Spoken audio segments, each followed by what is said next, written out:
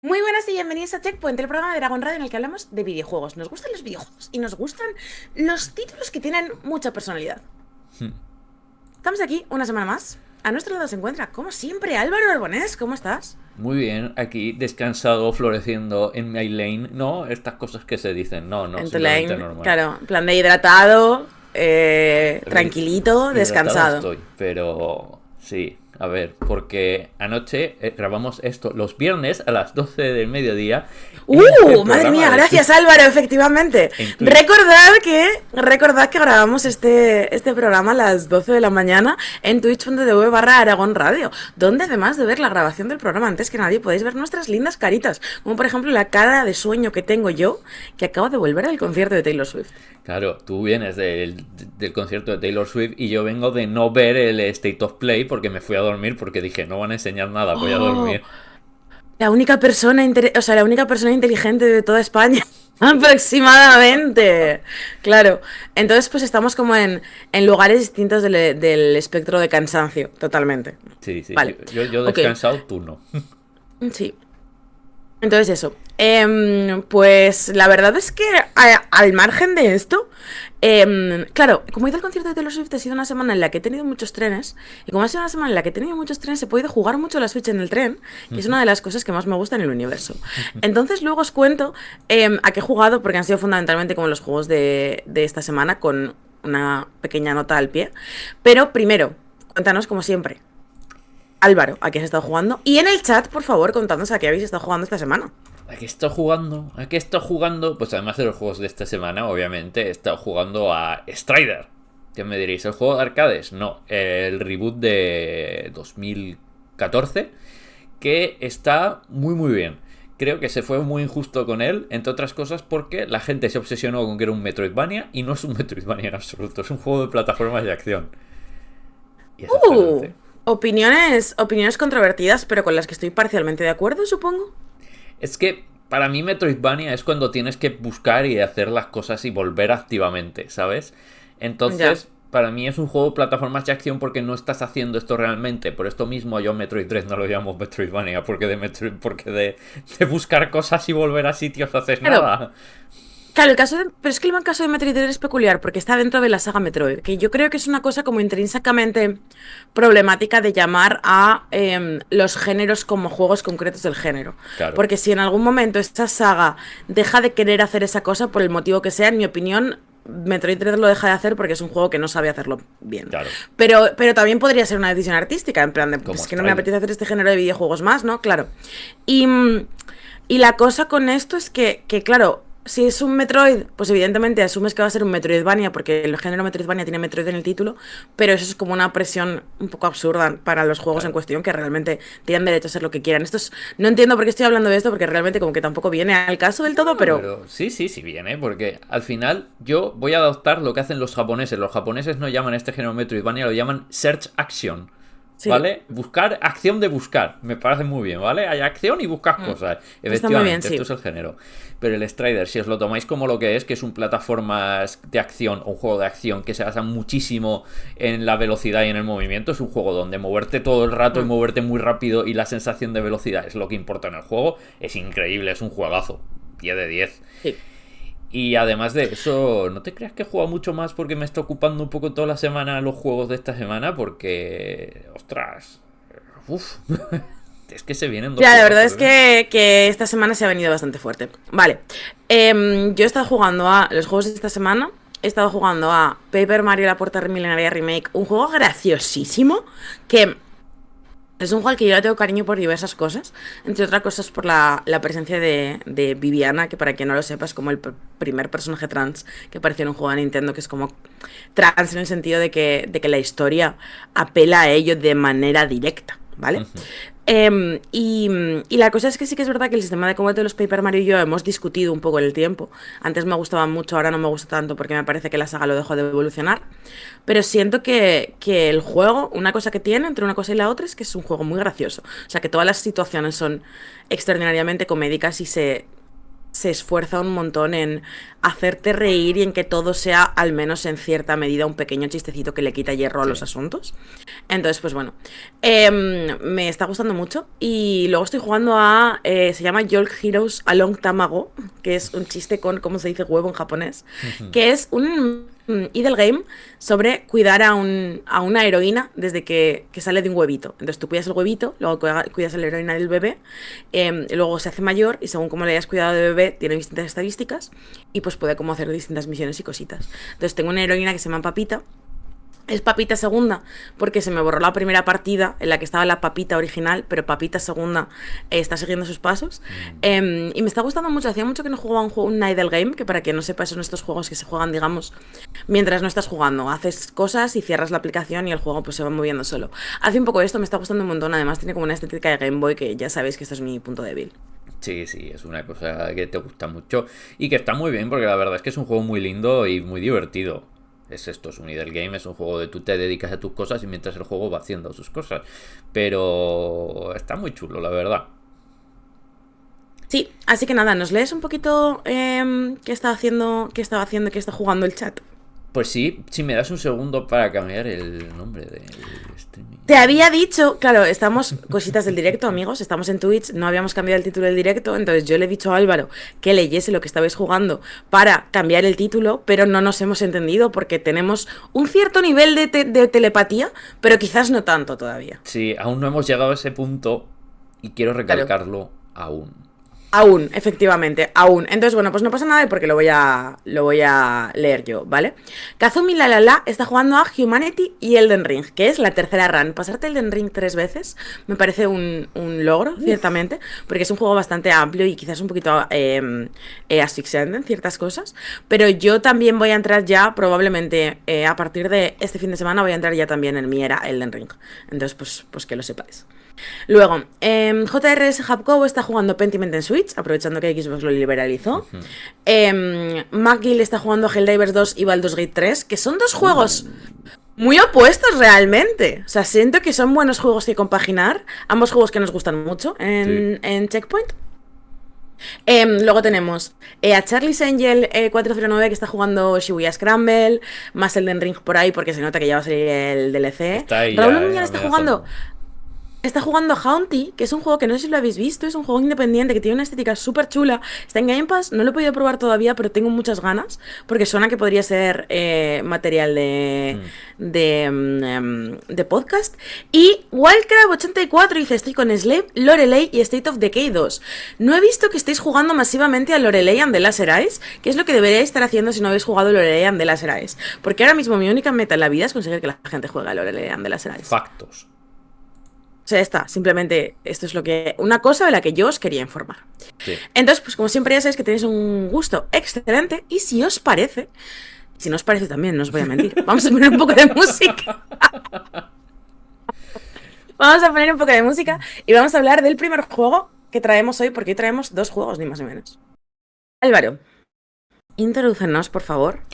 No solo el primer juego, o sea, sí es el primer juego del que vamos a hablar hoy, pero no es un juego cualquiera, sino un juego que llevamos esperando tanto tiempo y consumiendo cada captura de pantalla, cada GIF, cada pequeño tráiler y cada cosita así que hemos visto desde hace tantísimo, que lo siento casi como si lo hubiera desarrollado yo ya a estas alturas de la vida. Un poco los dos, ¿eh? Los dos juegos. Sí, ¿no? Los dos hemos estado muy... Claro, muchísimo. los dos los hemos visto crecer, pero en este concreto para mí es como muy...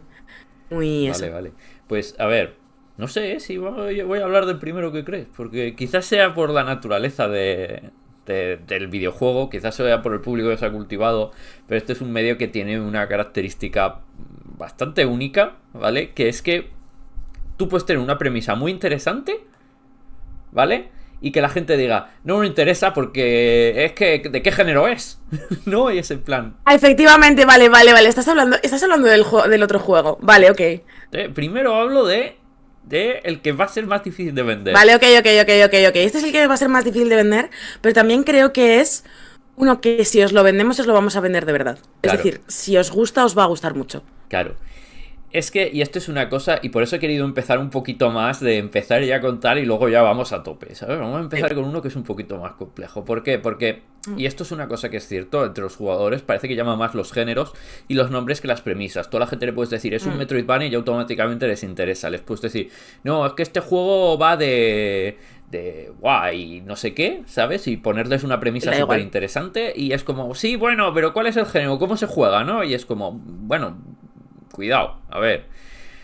Las ideas parece que son menos interesantes en los juegos. Y esto ha hecho que pueda hacer pasar desapercibido, porque de hecho ha pasado más desapercibido juegos tan sugerentes como 1000 por Resist, que... Vale, sí, tenemos que tener una conversación. O sea, el título es literalmente 1000X Resist. Es un juego que tiene muchas virtudes, pero el tener un nombre sencillo no es como una de ellas. No. Entonces, ¿cómo lo vamos a llamar durante este programa? Resist. Resist. Vale, vale, me parece bien. Resist está muy bien. Así no hay... Así no hay conflicto, claro. Vale, Sí, efectivamente. Pues me parece que puedes continuar, perdona. vale. A ver, ¿de qué va este Resist? ¿Vale? O 1000X, como Sí. nos propone Bulbasecas en el chat. Pues... Yo mentalmente lo llamo el mil por, pero siento que a lo mejor no estamos preparados colectivamente como para llamarlo así todos, no, ¿sabes? no creo que no. ¿Vale? 1000 por es un juego que, si tengo que definir en géneros, Total. es problemático, porque es muy complejo. Sí. ¿Vale? No es un juego narrativo, pero no es exactamente una visual novel, no es exactamente, no es una aventura gráfica en absoluto. Sí que tiene ciertos parecidos que lo que sería una aventura gráfica, pero se parece más a una aventura en sí, pero no tiene escenas de acción, así que tampoco lo llamaríamos aventura. ¿Veis? Lo que hablamos antes de los géneros, los japoneses no tendrían problema, porque dirían, es una aventura, Mm, y ya está. claro. Yo, mi perspectiva quizás problemática sobre esto es que es literalmente una aventura gráfica. O sea, me parece que el hecho de que este juego no encaje automáticamente en lo que es la percepción general de aventura gráfica significa que quizás deberíamos darle una vuelta al concepto en ese sentido.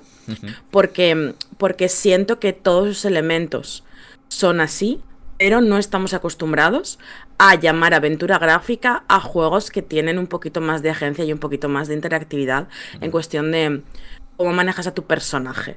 Entonces, como no estamos acostumbrados a eso, es como, vale, pero esto no puede ser una aventura gráfica porque una aventura gráfica o una visual novel es un juego tipo Phoenix Wright, ¿no? En el cual Sí. tú le das a la A y tiras hacia adelante.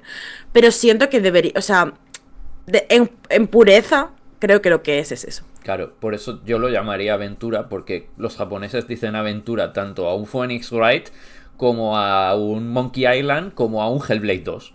Y dices, Claro, y sí, es, sí, sí, sí, sí, tiene sí. sentido realmente, sí. Y si lo pensáis, Milbor Resist o Resist es exactamente este juego, ¿vale? Es un juego que entra dentro de la aventura. Es una aventura como es una aventura, por ejemplo, de juegos que ya hemos hablado últimamente, pues Indica o Hellblade, ¿vale? En este sentido de juego. ¿De qué va este juego? Porque obviamente es un juego donde la narrativa es muy importante. Pues encarnamos una chica que se llama Watcher. Watcher, observadora. De hecho, esa es su función, observar. Ahora hablamos de esto. Que tiene la obligación de presenciar las cosas que ocurren en un lugar que son básicamente todo la vida de la que se llama la All Mother, la todo madre, la madre de todos, que es la única humana que es inmune a una enfermedad alienígena que acabó con la humanidad hace 1000 años. Entonces, esta mujer, o esta chica, mejor dicho, porque era un adolescente cuando ocurrió, creó una serie de clones de sí misma que eran inmunes también a la enfermedad. Luego les quitó la inmunidad por cosas que no os voy a contar. Y básicamente cada una tiene un rol específico. Tenemos a Watcher que observa, tenemos a Healer que cura, tenemos a Soldier que, ¿vale? Obvio.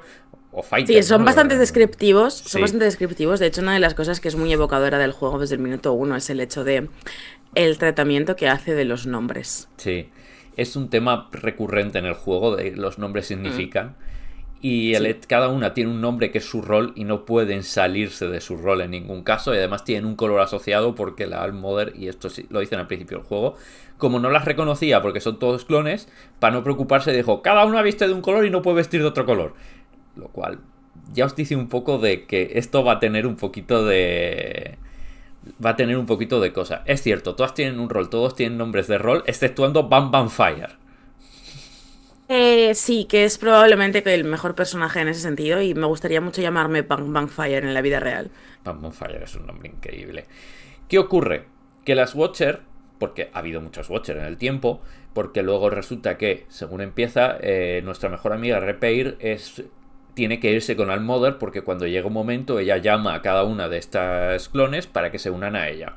Entonces, Watcher lo que tiene que hacer es observar las cosas y esto también implica observar la vida pasada de Almother. Entonces nosotros tenemos una parte que es observar los eventos del día a día de nuestras hermanas, pero también tenemos que observar la vida de nuestra madre, de la persona original de quienes salen los clones, en actos de comunión. A veces con nuestras hermanas, a veces solas.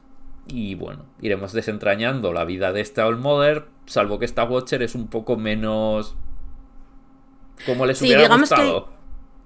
claro, digamos que hay como este evento que es lo que hace moverse un poquito la historia del juego. Y una cosa que me gusta mucho es la manera en la que el juego empieza más o menos sin media res. Sí, En ese porque... sentido, o sea, es un universo totalmente construido del que tú no sabes absolutamente nada. Si te has leído la sinopsis del juego, vale, pues sabes cuatro cosas, pero tiene una manera como muy sutil y muy agradable de ir construyendo poco a poco cómo es su mundo, mientras tú te vas dando cuenta sin ninguna duda de por qué esto es un problema, ¿sabes? Lo que se plantea aquí. Claro, Al mismo tiempo, siento que es un juego que tiene como mucho anclaje en la realidad, en lo que cuenta, incluso aunque sea una historia tan fantasiosa como puede sonar así a priori. claro. O sea, esto ocurre 1000 años en el futuro, pero por un lado, hay muchas cosas que ocurren en el más o menos presente y Sí. hay... Y en general tenéis que tener en cuenta que siguen siendo seres humanos, aunque sean clones, ¿vale? Siguen siendo seres humanos y esto implica que sus relaciones son convulsas. A pesar de que las Mm. hermanas se supone que son como al principio, parecen estas cosas más robóticas, esto no es ni el automata donde cuesta mucho empezar a ver los sentimientos y las emociones. Estos los Sí, no. tienen de entrada. O sea, desde el principio hay muchas interacciones, hay muchos conflictos entre las hermanas y de hecho todo el juego se sostiene sobre que ocurre un conflicto al principio. O sea, Mm. ocurre algo con la Fixer que se ha ido, que es nuestra mejor amiga, y esto nos hace empezar a ver las cosas con otra perspectiva que no aceptamos a priori. Pero Lo cual hace más nos el hace tema chocar es contra las hermanas. esto. Claro, para mí hay varias cosas. La primera es que este es un juego que nace de un lugar que ahora mismo está medio de moda en los videojuegos. O sea, bueno, no está tampoco exactamente de moda, ¿no? Pero como que siento que estamos empezando a ver juegos hechos o durante la pandemia, como concebidos durante la pandemia, o que nacen de esa ansiedad y de esa incertidumbre pandémica y de la manera en la que eso te hace replantearte todo tu universo.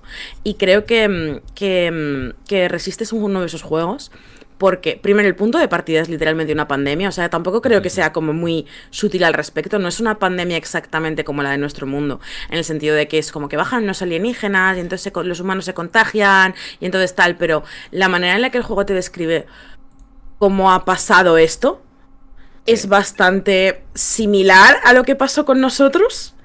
Entonces, se siente un poco real y te ayuda también como a poner un poco en perspectiva el tipo de situación que lleva al mundo que estamos viendo 1000 años más tarde.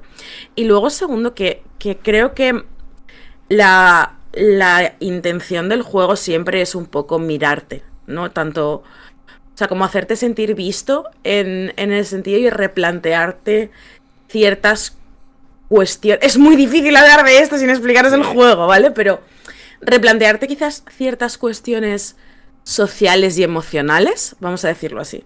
Sí, la protagonista es una adolescente porque cuando la All Mother se descubrió todo esto era adolescente y esto implica mucho en el juego. ¿Hasta qué punto? Bueno, llega a ir muy lejos con estos temas. Hay cosas con las que... O sea, All Mother no es con quien va a sentirse representado el jugador medio. Va a ser con Watcher. ¿Por qué? Porque Watcher tiene la obligación de respetar los deseos de la All Mother mientras sabe de verdad todo lo que hizo en el pasado. Y según vamos desentrañándolo, también vamos encontrando la razón por qué ella se siente afiliada, porque al fin y al cabo no existiría sin ella, y es en cierta parte de ella, pero a la vez se siente alienada, porque digamos que la Almoder no es que fuera una adolescente difícil, es que era una persona que tenía cosas A ver, bien yo duras. no siento... A ver, sí, sí. O sea, yo siento que esto es como uno de los ejes temáticos del juego, pero también creo que. O sea, me parece que lo trata con sensibilidad, que esto es Sí, una cosa que importa, pero sobre todo la forma en la que tú vas como recolectando poquito a poco recuerdos recuerdos concretos, digamos, de cómo ha sucedido y de cómo era el mundo antes. Y en la manera en la que, o sea, para mí lo que es más poderoso de este juego es el contraste muy, muy potente que siente Watcher con cómo era el mundo antes, la manera en la que no lo entiende y la manera en la que All Mother tampoco entiende del todo el mundo de ahora, si te das cuenta, ¿no? Hay como claramente una incomunicación entre ellas que, no tiene del todo sentido si no has vivido como esa situación de choque generacional fuerte. Y por eso creo que es un juego que creo que en lo que brilla, aparte de ser muy inteligente contando lo que quiere contar, es en mirar mucho hacia afuera, ¿no? En utilizar como el planteamiento de ciencia ficción sí, para obligarte a volcar tus experiencias y tus dudas y tus traumas en lo que está sucediendo. sí. También es un juego que, para la gente que diga a los juegos no deben tener política, no os acerquéis mucho a este juego. Sí, Tiene no es opiniones sobre la ciertamente. democracia y el fascismo.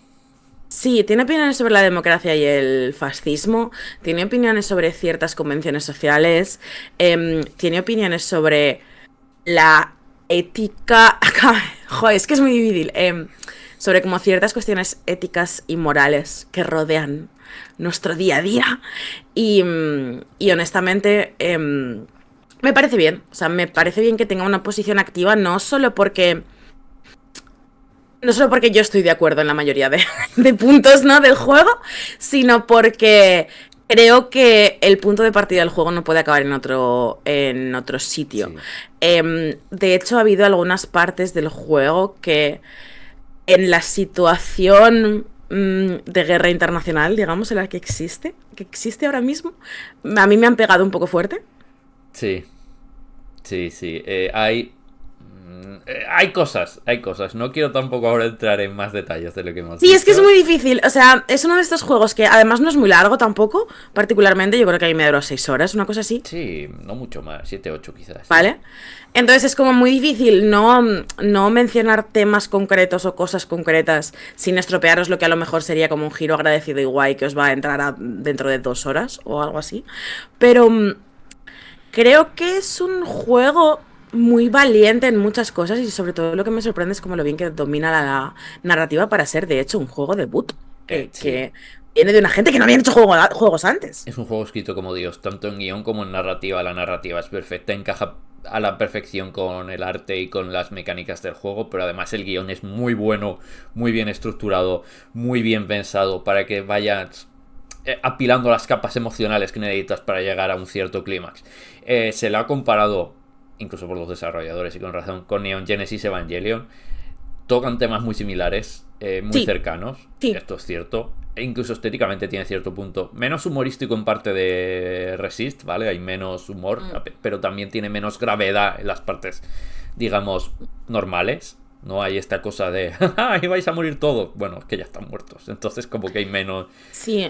menos gravedad. Pero si os gusta Nier y Nier Automata por la narrativa, de verdad, ¿vale? La narrativa, lo que de verdad se hace en este juego, hay mucho de eso también. Hay mucho de Yoko Taro cuando se pone en plan existencialista y tal. Sin la comedia, de nuevo. Gracias a Sí. Dios también, porque la comedia de Hablamos un Taro... poco. Hablamos un poquito para cerrar de la estética, porque creo que Sí, la estética del juego es uno de sus mejores valores también en cierta medida, y creo que puede ser la diferencia entre que, vale, esto que estamos hablando, pues en manera general os suena bien, pero nos llama la atención. Quizás viendo el juego en movimiento cambiáis de opinión, porque es un juego que se sabe sacar un partido increíble. No es que tenga muchos recursos, ¿vale? Pero aprovecha los ángulos de cámara y los colores de una manera maestra. sí, es un juego que artísticamente tiene muchos colores sencillos, no planos, porque es cierto que tiene muchos brillos, etcétera, pero sí que es jugar mucho con colores primarios. Y luego además de utilizar este minimalismo de son como cosas todo muy, muy rectas, muy limpias, etcétera, y cuando es oscuro es más, ¿vale?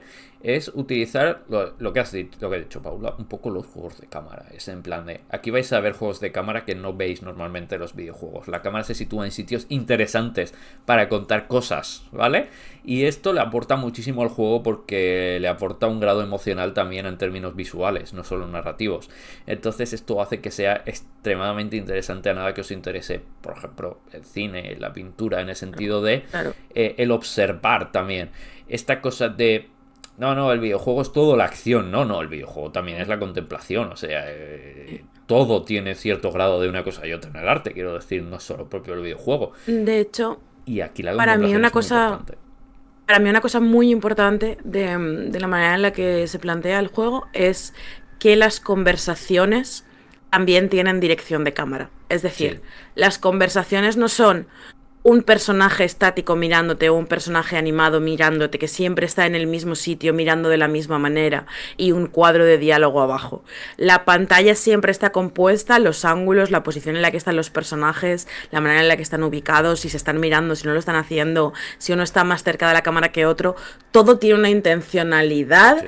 y todo busca construir la escena. Y es una cosa que cuando los videojuegos no quieren hacer, me da mucha rabia. Sí, pero aquí hay construcción de escena, literalmente, en términos teatrales Sí, de sí. construcción de escena. Y a nada que os interese eso de ver cómo se construye y cómo habla Sí. la propia escena, los colores, las imágenes, el cómo está colocada la gente, y no simplemente leer y ya está, Mm. os va a flipar este juego porque lo hace Sí. increíblemente bien, lo hace mejor que el 99% de películas que se han estrenado en los últimos 2 años. ¿Vale? Tal cual. Sí, incluso aunque sea solo en el aspecto estético, o sea, yo ahora mismo ya no, en plan, ahora mismo no sé si estaréis pensando en jugarlo o no, pero si sois de la gente que estáis diciendo, bueno, pues a lo mejor no es mi rollo, no me gustan mucho las aventuras o lo que sea, miraos un vídeo en YouTube, que es que de verdad que lo que hace el juego con la estética está muy bien y Sí. es muy llamativo. Si os llama la Así que, atención, dadle una oportunidad, porque es de estos juegos que todo lo sí, que se le pueda apoyar, mejor, porque va a ser de esos juegos que va a ser muy difícil de vender. sí. Porque no tiene pium pium, no tiene graficazos para Claro, flipar. claro, pero luego lo juegas y lo estás rumiando todo el día cuando no estás jugando. Es Exacto. ese tipo de cosa. Y de hecho yo creo que no me sentía tan así con un juego desde Cosmic Will Sisterhood. Si Sí, esto es algo que os sirva y os aporte a vuestro posible disfrute del juego, pues os lo digo. sí, Dicho 100%. esto, tenemos otro juego del que tenemos que hablar hoy, ¿no, Álvaro? Uy, sí. Y está hipeada, así que vamos para Vale, allá. vale. Vamos a poner un poquito de música. ¿Quieres, Álvaro? Vamos.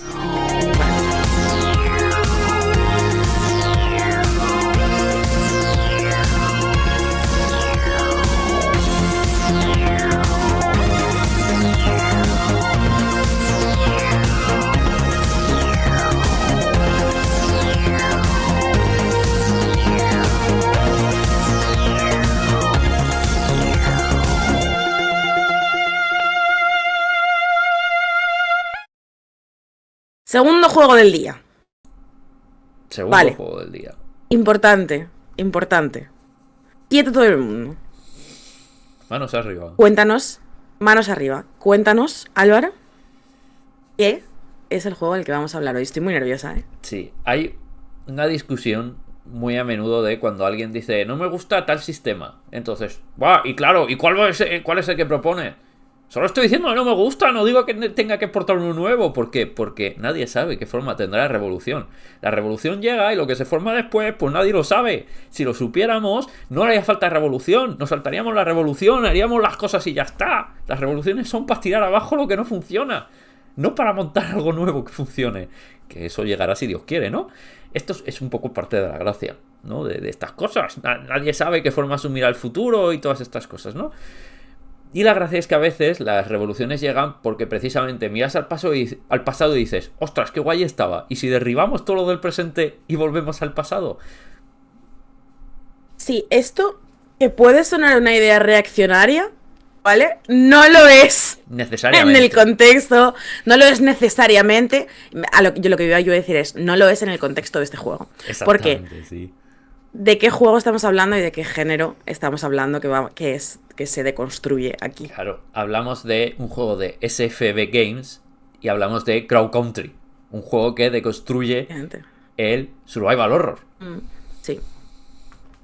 Un género que nos es un juego que poquito. deconstruye en concreto el género que nos gusta un poquito, y es un género que construye en concreto un survival horror bastante concreto, que es el survival horror de la época en la que salieron los primeros Resident Evil. Sí. Un momento en el que el género no estaba establecido todavía, porque estos son literalmente los juegos que salen en esta época, son sus primeros exponentes, y por tanto es una época en la que hay como mucha más experimentación alrededor de sus conceptos. Entonces, mucha gente sentimos, y creo que no vamos desencaminados, me incluyo entre ellos, que no ha habido una época tan buena para los survival horror como la de la PlayStation 2. Y siento que Crow Country opina esto un poco también, no sé cómo lo ves. Yo creo que lo opina muy fuerte, porque si queréis una comparación con un juego, Crow Country se siente muy como Resident Evil 1 y 2, sobre todo, bueno, y el 3 obviamente, del 1 al 3. Pero en general es como esta venia de los juegos de PlayStation. Y me diréis, bueno, claro, juegos de tanque, la cámara encima del hombro, no sé qué. Y yo os diré, no. Se siente como estos juegos, pero cuidado, no es como estos juegos. Ya sabéis, ser y sentir son cosas diferentes. Pues este juego se siente como lo que sentíais cuando jugabais estos juegos, pero no es como estos juegos. Es un juego muy diferente. ¿Por qué? Para empezar, Crow Country tiene, bueno, vamos a empezar con la historia, ¿vale? Somos una chica que va a un parque de atracciones abandonado a buscar a su dueño que está desaparecido. ¿Por qué? No lo sabemos hasta muy, muy, muy adelantado el juego, y la verdad es que es un giro bastante chulo. ¿Qué ocurre? Este parque de atracciones abandonado está lleno de monstruos muy extraños, los cuales tenemos que defendernos, incluso de trampas, ¿vale? La cuestión es, esto puede sonar muy Resident Evil, ¿vale? Pero, ¿qué es diferente? Para empezar, el escenario es relativamente pequeño, ¿vale? Incluso para un juego de estas características.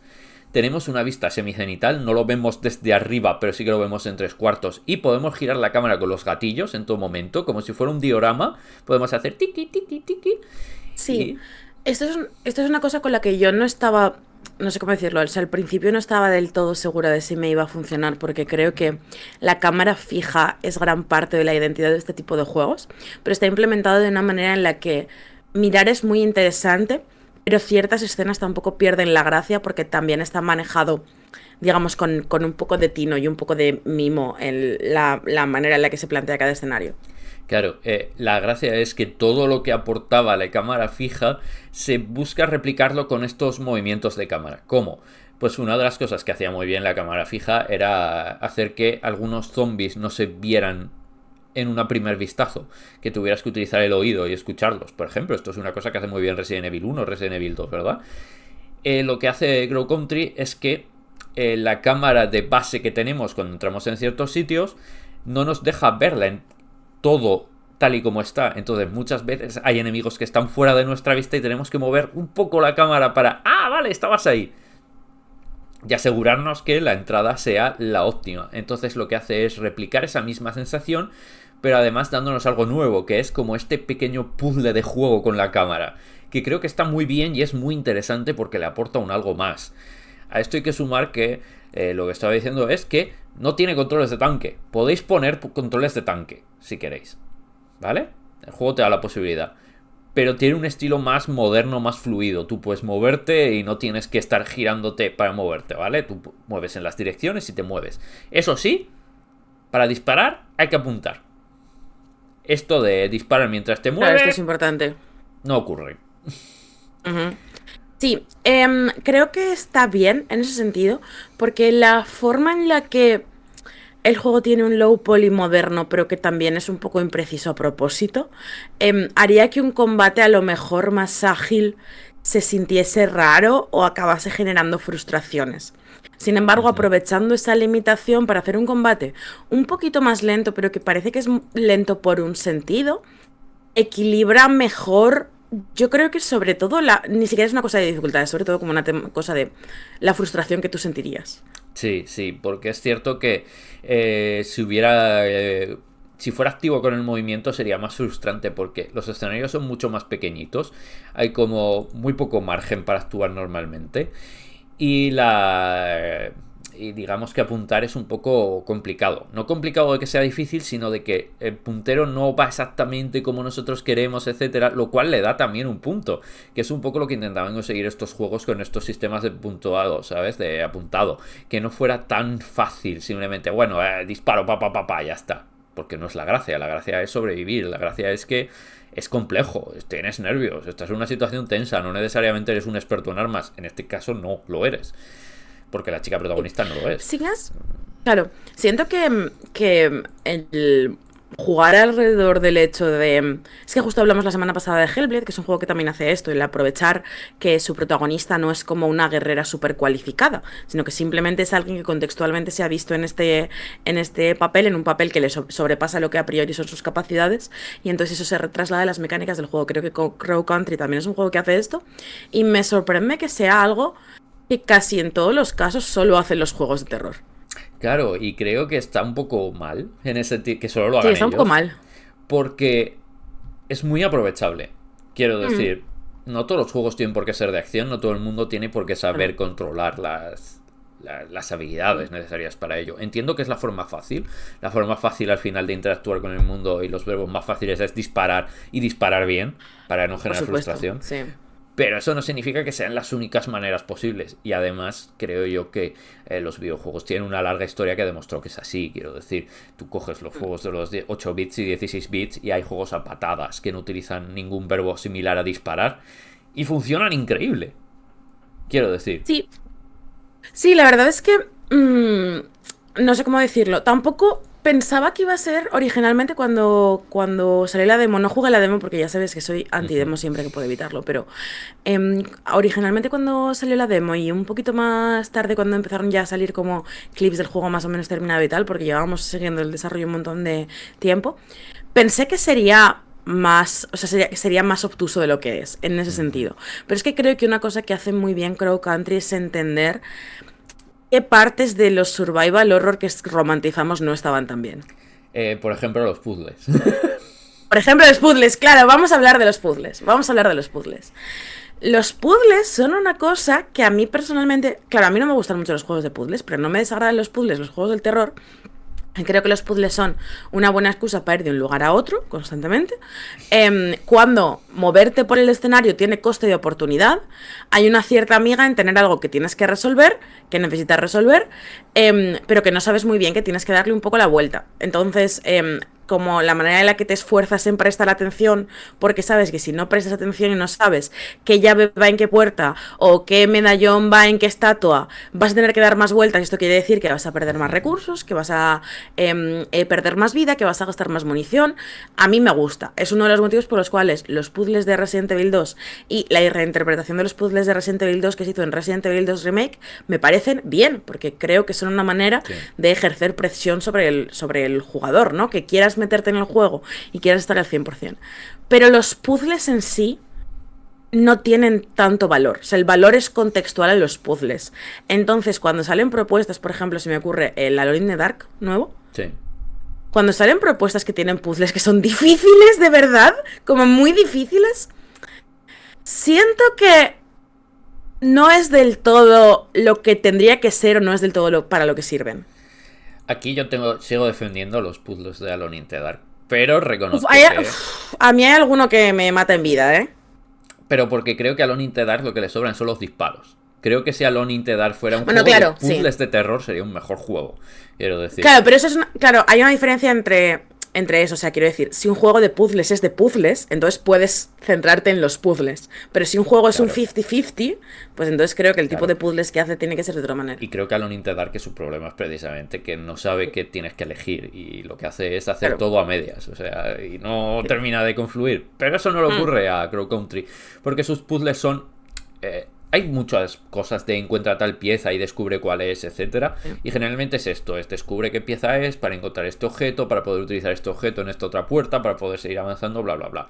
Entonces son relativamente sencillos y son muy de ve pa' aquí pa' allá, pero están bien hechos porque además nunca te guían tampoco tan explícitamente como para que sea simplemente, claro, ahora ir ahí y ya está. Normalmente es, bueno, primero intenta descubrir dónde puede estar o qué hay que hacer, ¿no? Y esto le da esta cosa de explorar mucho el mapa, que es muy agradecido porque el mapa es pequeñito, pero es extremadamente denso. Está Sí, hay lleno de muchos cosas. detalles todo el rato. Claro. Em, y eso creo que lo hace muy satisfactorio, porque cuando avanzas sabes que vas a ver muchas cositas. Sí, hay una parte que creo que es intencional en el diseño del juego, que hay hacia el final hay una habitación donde al abrir la puerta choca directamente contra un sillón, en plan, no puede ni Hmm. abrirse del todo porque ¡pum! Es como, puedes entrar pero choca, en plan de, está tan lleno Sí. de cosas que no podemos entrar, y creo que es un poco también la referencia de Ay, nuestro es muy juego, money, de, sí. sabemos que ponemos todo en todas partes, queremos que sepas que es Claro, consciente y nos reímos de ello, ¿vale? Pero claro. está muy bien porque te vas encontrando enemigos por todas partes, trampas por todas partes, pero también munición, recursos, objetos. Y sientes que siempre estás descubriendo algo, siempre hay algo que se te escapa. Y es verdad porque lo hay. Es un mapa muy pequeño, pero muy denso y muy bien hecho. Es el anti-Ubisoft. En vez de hacerte un mapa gigante donde muchas veces puedes pasar mucho rato sin que haya nada, esto es un mapa muy pequeño donde siempre hay cosas. Y además tiene una progresión de juego excelente. ¿Por qué? Porque según avanza el juego, vuelves a pasar por los mismos sitios muchas veces. Pero van apareciendo objetos nuevos, van apareciendo enemigos nuevos, van apareciendo trampas nuevas. Y hay además unas justificaciones narrativas para todo esto, cuidado. Sí, entonces el backtracking es interesante en sí mismo, porque en el mismo momento en el que te das cuenta de que a veces hay cosas distintas, aunque no todas las cosas sean distintas todas las veces, a veces vuelves a un sitio y no ha cambiado nada desde la vez anterior. em, Creo que eso ya te pone un poco en guardia y te hace prestar atención y te hace cogerlo con otras ganas. O sea, en general creo que Country coge todas las cosas del género survival horror que generan fricciones y las modula un poco. Entonces, las cosas que generan buenas fricciones, como por ejemplo el tema del apuntado, el disparado así un poco aparatoso, brillan mucho, y las cosas que generan fricciones que tienden más hacia lo negativo, que tienden más hacia lo frustrante, salen muy, muy beneficiadas, no solo porque está bien hecho, sino porque subvierte tus expectativas. Muchas veces te encuentras pensando, jo, pensaba que iba a ser esto y lo iba a odiar, pero realmente el juego lo sabía y lo ha evitado. Y creo que eso es una sensación como muy buena que darle a un juego que es como tan nostálgico y tan reminiscente en su premisa. Sí, es un juego que podría haber sido fácilmente simplemente un clon de Resident Evil, pero con una estética cookie. Esto no hemos hablado tanto porque es que se ve muy fácilmente, ¿vale? Es un juego que tiene una estética muy, muy dulcecita, muy low poly, pero además tiene como una estética un poco de juguete, ¿no? En plan de como si fueran todos un poquito muñequitos, muy mono. Cuidado, los monstruos dan bastante mal rollo. Sí, o sea, lo relativizas mucho por el estilo artístico del juego, pero a veces lo piensas y es como mirar al abismo. Claro, Una cosa que me gustaría decir, y sí, la bueno, iluminación es continúa con esto. excelente. Y la iluminación es Está muy excelente bien. porque a pesar de que es como un juego muy, muy mono, consigue ser oscuro, ¿vale? Esto quiero que quede muy claro. No es un juego de nada, no, no da miedo, no da. Da espeluznitos, cuidado. A pesar de la estética. O por la estética, precisamente. Y. Paula, ¿qué querías decir? Yo quería decir que es un juego que también tiene puntos de comedia. Tiene puntitos y muy graciosos. Em, es un juego que a veces se lee exactamente como cuando estás jugando en Silent Hill o en Resident Evil, y el protagonista que sea, generalmente es Leon Kennedy, pero hay más gente que hace esto, hace un comentario mega absurdo sobre el objeto que está examinando. ¿No? O sea, que esto Sí. pasa mucho como con... Ay, pero esto no es León, esto es Chris, creo. El de no hay ningún perro a la vista y justo Sí. se te está comiendo un perro. Creo que es Ese Chris, tipo sí. de, ese tipo de momentos que en los juegos originales son comedia involuntaria, son el hecho de, vale, esto es un juego de terror, entonces hemos apostado por el terror, entonces no vamos a hacer como una trama súper elevada, ni que se tome muchísimo en serio a sí mismo, ni vamos a hacer como unos diálogos escritos de una manera súper loca, sino que vamos a hacer algo que sea un poquito como más de estar por casa. Pero Crow Country lo hace a propósito, y en hacerlo a propósito creo que a veces tiene mucha gracia. Y Mara es graciosísima Es constantemente. muy graciosa. Hace algo que sabe que es La quiero estúpido y mucho. dice: Mara, ¿pero qué te pensabas que iba a pasar? ¿Estás tonta o qué? Y cosas Claro, así, claro. ¿vale? Sí, o sea, hay como un punto de autoconsciencia de las dinámicas internas que me fascina. Creo, eso sí, que Crow Country es un juego que vais a disfrutar más si os gusta el género.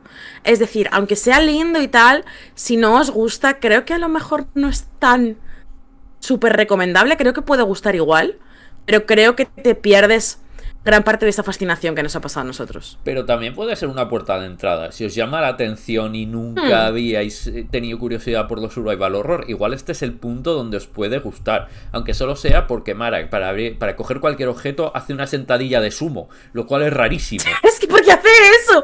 Es que ¿por qué hace eso? O sea, por eso te digo que es que a veces el sentido de humor de este juego es una cosa súper extraña que no entiendo. Es que no lo entiendo, pero cada vez me río, cada vez que hace bumbo. Y No dices, lo entiendo, es muy estúpido, es muy estúpido. Y además es como un tipo de estupidez que no te parece que tenga lugar en este juego, pero la tiene. Y ya luego, como que si en algún momento dejara de hacerlo sería súper raro, porque ya es su personalidad sí. realmente. O sea, si Mara es candidata a Yokozuna, no lo dice el juego, ¿vale? Claro, no, pero lo podemos intuir por cositas de la vida.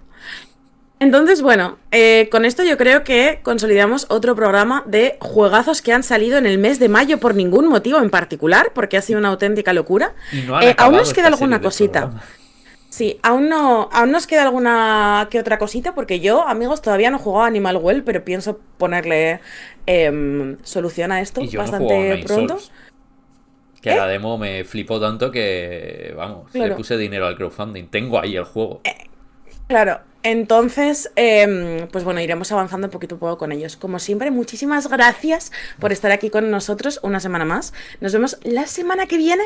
Sois todos guapísimos y guapísimas. Recordadlo siempre, lo más importante. Y nos vemos en la próxima. ¡Hasta luego! Adiós.